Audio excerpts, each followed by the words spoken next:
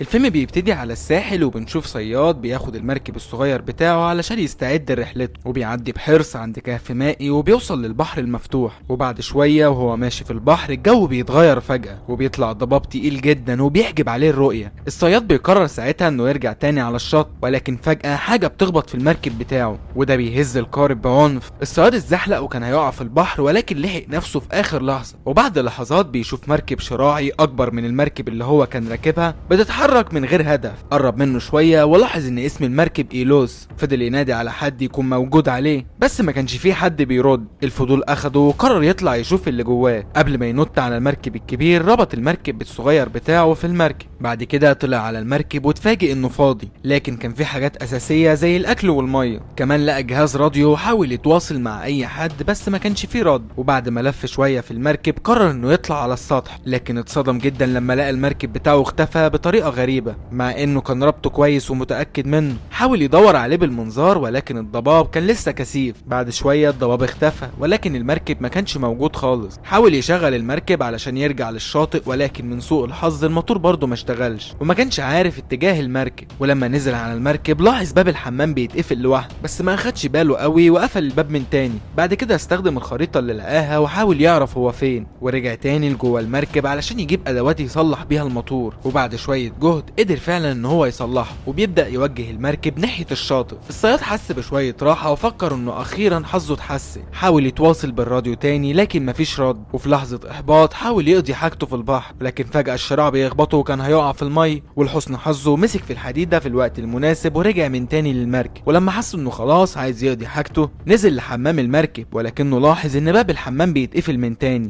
وكان فاكر ان ده بسبب الرياح ومهتمش قوي. بس بعد ما خلص بيلاقي نفسه مش قادر يفتح الباب وحاول يفتحه بكل الطرق ولكن كان مقفول من بره، واستخدم عملة معدنية علشان يفتحه بس ده ما ساعدوش ابدا. وفتح درج المراية واتفاجئ لما لقى بقعة دم بس برضه طنش الموضوع وجاب مقص وحاول يفتح بيه الباب ولكن برضه مفيش فايدة. وبعد شوية سمع صوت على الراديو بيقول ان في سفينة شحن قربت ولازم يحرك المركب علشان يتجنب الاصطدام. الصياد شاف سفينة كبيرة من شباك الحمام وحاول بكل الطرق ان هو يلفت انتباهها حتى انه رمى هدومه ولكن مفيش حد شافه. حاول يطلع راسه من الشباك ولكن كان صغير جدا وما قدرش يطلع راسه منه. وبعد شويه لاحظ ان في حبل متعلق من شباك الحمام ورماه في الميه. في النهايه الحبل شبك في مروحه الموتور وده خلى المركب تمشي بالراحه ويتجنب الاصطدام، ولكن للاسف الحبل لف حوالين رقبته وحاول يخنقه. وبعد صراع كتير قدر في النهايه انه يفك الحبل ولكن وقع على الارض وفقد الوعي. بعد فتره فاق وسمع صوت بره وافتكر ان في حد جاي يساعده بس مفيش حد بيرد عليه. بعد شويه اكتشف ان الحبل اتقطع والمركب بدا انه يتعبى ميه والميه بدات تملى الحمام. ولما جرب يشرب منها اكتشف ان الميه عذبه وده خلاه يعتقد ان في حد بيهزر معاه. طلب منه يسيبه واكد له انه مش جاي يسرق حاجه لكن مفيش حد بيرد عليه. وبالليل الحمام بدا يتعبى ميه من تاني ولما جرب يشرب لقى الميه مالحه. الموضوع ده خلاه يتوتر جدا وبدا يستخدم جردل صغير علشان يطلع الميه ببطء. وفي نص الليل الجو اتقلب جدا وحصلت عاصفه. المركب بدا يتهز بعنف والصياد حاول يمسك في اي حاجه علشان ما يتعورش لكن اتخبط كذا مره والميه كانت بتزيد كل دقيقه في الحمام. والراجل حاول يفكر ويتصرف بسرعه، جاب موس صغير وحاول يقطع الحبل اللي بيتحكم في الشراع لكن بالغلط بيجرح صبعه وبيصرخ من الالم. وبالرغم من كده ما كانش عاوز يستسلم وقدر ان هو يقطع الحبل في النهايه. وبعد ما نزل اللوح المركب الشراعي وقف اخيرا وده ريح الصياد نفسيا شويه. قفل الشباك وجمع نفسه في الحوض علشان يتجنب الغرق ونام. تاني يوم الصبح لما صحي اكتشف ان الميه وصلت لرقبته وكان جسمه كله بردان. مع انه ما كانش قدامه اي حاجه يعملها بدا يضرب في الباب تاني ولكنه ما كانش بيتحرك. الصياد فقد الامل وابتدى يصدق انه هيموت هنا لكن فجاه سمع صوت بره وقرب من الباب ولقاه اتفتح وافتكر فعلا ان كده في حد بيهزر معاه. وبص حواليه بس ما فيش حد. طلع على سطح المركب ولقى كام عوامه وعرف ان المركب هيغرق قريب بسبب التسريب. ففكر في خطه وربط العوامه في باب مكسور وجهز مركب مؤقت. وبعد شويه نزل القارب اللي عمله في الميه وبدا يمشي بيه. بعد شويه عن المركب وفضل مستني المركب الكبير تغرق بس ده ما حصلش. فضل مستني شويه وبعدين فهم انه مش هيغرق فرجع من تاني للمركب. بعد كده بدأ يصلح الجزء اللي كان بيسرب ميه علشان يمنع الميه انها تدخل من تاني. عمل مضخه بسيطه علشان يطلع الميه من المقصوره، وكمان صلح الهيكل ولحمه. جرب الراديو من تاني وساب رسايل كتير يطلب فيها المساعده، لكن للاسف مفيش حد بيرد عليه. وبعد فتره وهو بيصلح المركب لاحظ سفينه الشحن معديه من بعيد، وده اداله الامل جدا. ركب المركب اللي هو كان عامله وبدأ يتحرك ناحيه سفينه الشحن، لكن فجأة لما بص وراه لقى المركب الكبير اللي هو كان عليه جاي عليه بسرعه رهيبه. حاول يتحرك بسرعه ولكن عرف انه مش هيقدر يهرب منه، فاضطر ان هو ينط في الميه، والمركب اللي كان عامله اتكسرت كلها. وفي اللحظه دي المركب وقف، وساعتها الصياد ادرك ان المركب ده مسكون او في حاجه مش طبيعيه. قرر يفضل في الميه احسن ما يركب المركب الشرير ده. الليل جه والصياد لسه في الميه البارده. فجأة حس بحاجه غريبه وخاف، لكن بيطلع انهم دلافين وبيظهروا جنبه وبيفضلوا يلعبوا، وده خلاه يحس بلحظه من السعاده. لكن للاسف المركب ظهر من تاني والدلافين هربوا. الصياد كان محبط جدا وفضل يصرخ للدلافين انهم ما يمشوش، وبعد ما اشتد عليه البرد ما كانش قدامه اي حل تاني غير انه يطلع للمركب. طلع للمركب الغريب المريب ده تاني وبدأ ينام تحت اللحاف. تاني يوم لما صحي كان حاسس بتعب شديد وان طاقته خلصت، ولما بص بره لقى ان المركب بيتحرك بسرعه. حاول يخرج لكن اكتشف ان باب السطح مقفول. وبعد شويه سمع صوت غريب جاي من الحمام، وقرر يشوف فيه ايه موجود هناك. ولقى فتحه صغيره في الركن ما كانش واخد باله منها قبل كده، وفتح الفتحه واكتشف ان هي بتودي المخزن ضيق. ولما دخل الباب الصغير اتقفل عليه واتحبس من تاني، وسمع خطوات من بعيد وده زود خوفه. جرب يفتح الشباك اللي فوقه ولكن مفيش فايده. المركب قرب من مدينه ساحليه صغيره واللي ممكن تكون فرصته الاخيره للهروب. فضل يسمع خطوات وطلب من الشخص الغامض انه يوقف المركب، وفضل يبكي ويقول ان مش قادر خلاص يتحمل اكتر من كده. وبعد شويه الصياد حس بصعوبه في التنفس بسبب ضيق المكان اللي هو كان فيه، وقبل ما بيغمى عليه الباب الصغير اتفتح لوحده. افتكر انها خدعه تانيه ولكنه طلع بحذر على سطح المركب، واتصدم لما لقى المركب رسي لوحده جنب المدينه. ومن غير ما يضيع وقت نط من المركب واخد نفس عميق لاول مره. الصياد لقى نفسه في مدينه غريبه ومفيش اي حد حواليه. مسك حديده وبدا يدور على اللي عمل فيه كده، لكن ملقاش غير مباني مهجوره ومتكسره، مفيش اي علامات تماما على وجود بشر، مع ان لسه في سفن راسيه في المينا. وبعد شويه سمع صوت من بعيد ولاحظ ان المركب بيستعد يمشي. بدا يمشي ناحيته علشان يعرف هو رايح فين، لكن المركب اختفى فجاه في الهواء وده خلاه مصدوم. المشهد الاخير الصياد بيمشي من غير هدف في الجزيره، تايه ومش عارف هو فين. وبعد شويه وبطريقه غريبه لقى نفسه موجود عند نفس المكان اللي بدا فيه الحكايه. اتصدم لما شاف المركب الشراعي الصغير بتاعه اللي كان اختفى بطريقه غامضه من كام يوم، وبيشوف ناس كتير قاعدين قريبين منه وبيستمتعوا باجازتهم وكأن مفيش اي حاجه غريبه حصلت. الفيلم بينتهي بفتحه صغيره عند الكهف بتودي للمحيط الواسع، ومن بعيد بنشوف المركب الشراعي الغريب مره تانية وكأنه بيدور على ضحيه جديده. وبكده يكون خلص فيلمنا. يا ريت لو انت مش مشترك في القناه تشترك وتفعل زر الجرس علشان يوصلك كل جديد. انا باسل عمر، سلام.